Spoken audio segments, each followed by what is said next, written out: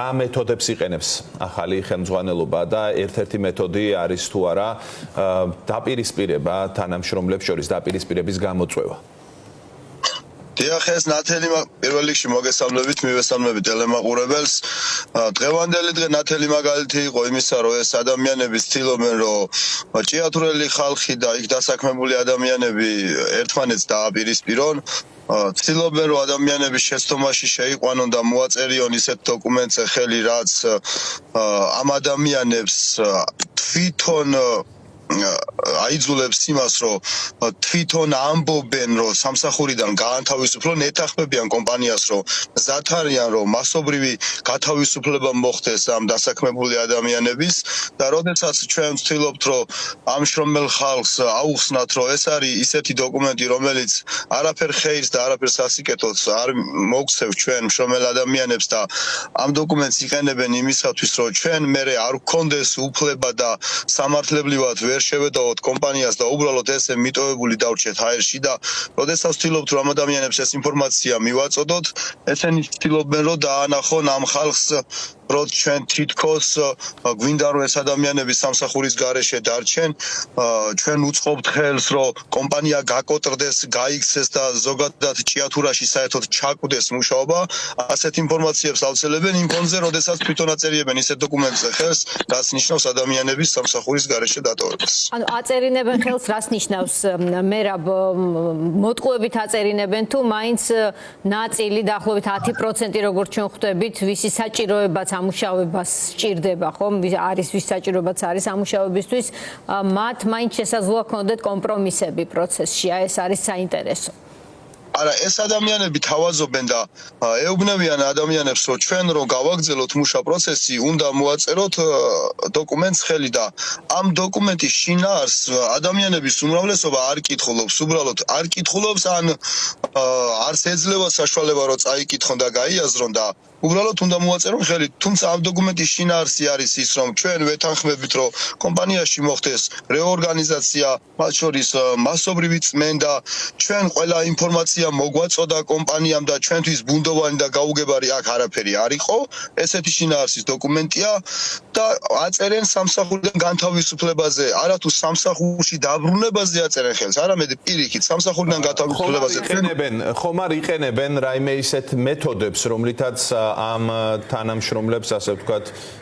აიძულებენ, რომ ეს გააკეთონ, იმიტომ რომ თქვენ ახლა რასაც ყვებით, ეს თავად ამ თანამშრომლებისთვის არის კაბალური წინადადება და შესაძლოა ისინი ამას ხვდებიან, მაგრამ არის რაღაც გარემოებები, რის გამოც უარს ვერ ამბობენ. ესე იგი, გუშინ დააფიქსირდა ესეთი ფაქტი, რომ მერის თანამშრომლები ჩაერთვენ ამ პროცესში და სოფლის გამგებლები ურეკავდნენ დასაქმებულებს, ჯორჯერ-მაგანეში დასაქმებულ ადამიანებს, რომ აი თუ არ გინდათ სამსახურის გარეშე დარჩეთ, უნდა მიხვიდეთ და უნდა მოაწეროთ ხელი. ასევე რეკავდნენ სხვადასხვა ჯორჯერ-მაგანეზის მაღალი თანამდებობის მქონე პირები, რეკავდნენ გარკვეული კატეგორიის გარკვეულ ადამიანებთან, არჩევდნენ ისეთ ადამიანებს, რომლებიც ნაკლებად არიან ამ პროტესტში ჩახედულები და რომლებიც ნაკლებად არიან ინფორმირებულები და რომლებიც მათი შეხედვით არის მარტივად მოსატყუებელი. ეს ადამიანები დიახ, ერთი შეკითხვა ამ თემას, ამ საკითხს და ამ კომპონენტს ეხება ზუსტად ეს მიხაილ სოცკი, რომელიც ახლა ჩაუდგა ამ პროცესს სათავეში, მას აქვს გამოცდილება ტყიბულში, საქნახშირში და შეგიძლიათ თუ არა შეადაროთ ეს ორი პროცესი ერთმანეთს. იქ პროტესტის განეიტრალება როგორღაც მოახერხეს. იმავე მეთოდებს იყენებს თუ რაღაც სხვა მიდგომები აქვს აქ? ესე იგი, მე ხა არ ვარ მონაწილე ტყიბულში ეს ადამიანები როგორ შევიდა, თუმცა მაქვს ინფორმაცია ტყიბულში დასაქმებული ადამიანების მხრიდან. ტყიბულში განსხვავებული პრობლემები იყო, განსხვავებული სიტუაცია იყო, წელიწადი და 2 თვის განმავლობაში გაჩერებული იყო ტყიბულში ქვანახშირის მოპოვება და ადამიანებს 100%-ით უხდიდნენ ხელფას და გასული იყო იქედან ინვესტორი საერთოდ და ამ დროს მოავლინეს ეს მიხაილ სოცკი, როგორც ვიცი, თუმცა ის მოვიდა ძალიან შემწყნარებელი, ძალიან მობიერი ძალიან ტკბილი სიტყვებით ესაუბრებოდა იქ დასაქმებულ ადამიანებს, თუმცა როდესაც ფესვები გაიდგა, ხმასაც აუწია, რეპრესიებიც გაატარა, ადამიანების სამსახურიდანაც გაათავისუფლა და დღეს ჩვენთან სხვანაირი დამოკიდებულებით მოდის. დღეს პირდაპირ მოდის შანტაჟის ენით, პირდაპირ ემუქრება ხალხს, პირდაპირ ამბობს, რომ თუ გინდათ, რომ ჭიათურაში მარგანუმის მოპოვება გაგრძელდეს, უნდა დაეთანხმოთ უპირობოდ იმ პირობებს, რასაც მე შემოგთავაზებთ. უნდა გათავისუფლდეს ადამიანები სამსახურიდან. აქ ყველაზე ცუდი ის არის, რომ მთელი ამ ხნის განმავლობაში სხვადასხვა სამუშაო ჯგუფების შექმნა კომპანია GM-მა, მათ შორის როგორიც არის აგერ ამ ბოლოს შექმნილი CMC ჯგუფი, ასევე მიხაილ სოცკი წარმოადგენს ახალ ჯგუფს, ეხლა რომელიც უნდა შემოიყვანონ, მაგრამ CMC არსად არ მიდის, არსად არ წასულან ის დანარჩენი აქამდე შექმნილი სამუშაო ჯგუფები, რომლებიც GM-მა შექმნა და როდესაც ამბობენ, რომ რეორგანიზაცია უნდა ჩატარდეს კომპანიაში, ყოველწლიურად, ყოველდღიურად, ყოველ გაჩერებაზე, ყოველ პრობლემებზე ზედაეშელონებში მრავლდებიან ადამიანები და უფროსების სახით დიახ, სახელმწიფოს როლზე მინდა გკითხოთ, ეს პირი არის თუ არა ზურგ მომაგრებული სახელმწიფოს მხრიდან, აქვს თუ არა მხარდაჭერა ამ ამბავში და ერთი საკითხი მინდა ასევე გავიმეორო, ჩვენ გქონდა ახლა ცოტა ხნის წინ პირდაპირ ჩართვა, რომ პროფკავშირ ლაბორში შევიდა ფინანსური პოლიცია, ეს ის პროფკავშირია, რომელიც თქვენ გიცხადებთ სოლიდარობას, აქვს თუ არა ამ ყველაფერს ერთმანეთთან კავშირი, როგორ ფიქრობთ და თქვენ რომლებიც ითხოვდით თბილისში დახმარებას, რაღაც პირიქით ხდება ახლა დახმარების მაგივრად რჩება შტაბ-შტილება, რომ პირიქით გიტევენ. რაც შეეხება ეხა მიხაილ სოცკის სახელმწიფოს მხრიდან მხარდაჭერას, ეხა დაზუსტებით ამასთან დაკავშირებით ვერაფერს ვერ ვიტყვი, მაგრამ რაზედაც მე ეხლა ვისაუბრე, რომ თუნდაც ის, რომ სოფლის გამგებლები და ადგილობრივი მერია ამ ხალხს ხელს უწყობს, რომ გატარდეს მათი ინტერესი და არიცავს აქ მშრომელი ადამიანების უფლებებს, ეს რა თქმა უნდა მეტყველებს იმაზე, რომ ისინი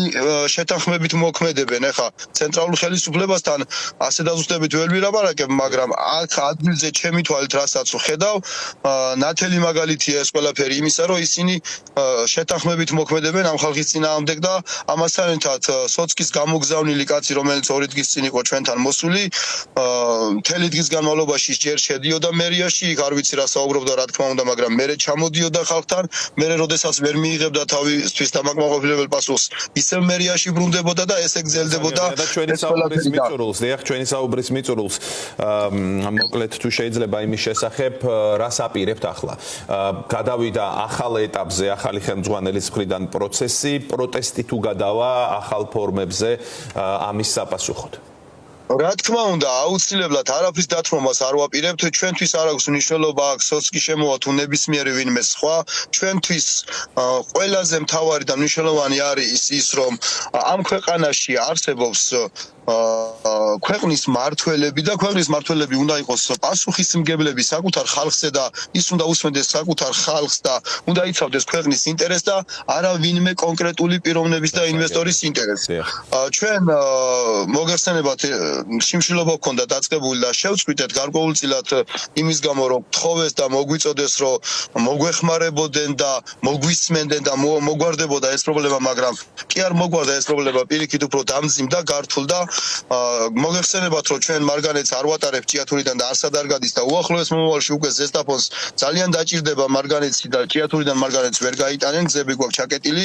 ასევე ვარაუდობთ, რომ უახლოეს მომავალში დავიწყებთ შიმშილობას, მაგრამ ეს ამ შემთხვევაში არ იქნება 2-3 ადამიანი, იქნება ათეულობით ადამიანი უკვე, იმიტომ რომ ჩვენ სიმართლე ვერსად ვერ პოვეთ, ვერავის ჩვენი სიმართლე ვერ დავანახეთ და არავინ ჩვენი სიმართლე არ მოისმინა, უბრალოდ არ უნდათ რომ გაიგონ, თორე ეს არ არის იმის ბრალი, რომ ჩვენ რამეს უსამართლოს ვამბობ და უბრალოდ ძნელი გასაგებია. უბრალოდ არ უნდათ რომ გაიგონ ეს. რა შეეხება პროფკავშირი ლაბორზე მკითხეთ მეწეღან, ეხა პროფკავშირი ლაბორი არ არის ჩვენი უფლებადამცველი, ის უბრალოდ როგორც სხვა დანარჩენი მოქალაქეები გულშემატკივრობს, გვიცხადებს სოლიდარობას, იყო ჩვენთანაც აქციაზე რამოდენიმე ჩამოსული და ვიცნობთ მაგ ადამიანებს, მაგ ადამიანები არიან ის ადამიანები, რომლებიც უანგაროდ ეხმარებიან მშრომელ ადამიანებს და როგორც შეუძლიათ ხელს უწყობენ, რომ მათი უფლებები არ იყოს დარღვეული, ჩვენი უფლებადამცველი, ბჭყალებში უფლებადამცველი, ფიქტიურად უფლებადამცველი, რომელიც არის პეტრიაშვილის პროფკავშირი, საქართველოს გაერთიანების პროფკავშირი, არ იცავს ჩვენ უფლებებს, მათ წინააღმდეგობაში არიან ერთმანეთთან მოსული გამომდინარე იქიდან, რომ სხვადასხვა მხარეს დგანან და პეტრიაშვილის პროფკავშირი ხელს უწყობს ინვესტორს, ხელს უწყობს კომპანიებს, ხელს უწყობს მთავრობას და რეალურად არ იცავს შრომელი ხალხის უფლებებს. ჩვენთან რა თქმა უნდა არაფერ კავშირში არ უნდა იყოს წესით ახლა ლაბორთან შესული ეს ფინანსური პოლიცია, მაგრამ ალბათ ამ ადამიანებს აწუხებთ ესეთი ადამიანები რო არსებობენ, რომლებიც უანგაროდ ეხმარებიან შრომელ ხალხს და უწყობენ ხელს. დიდი მადლობა.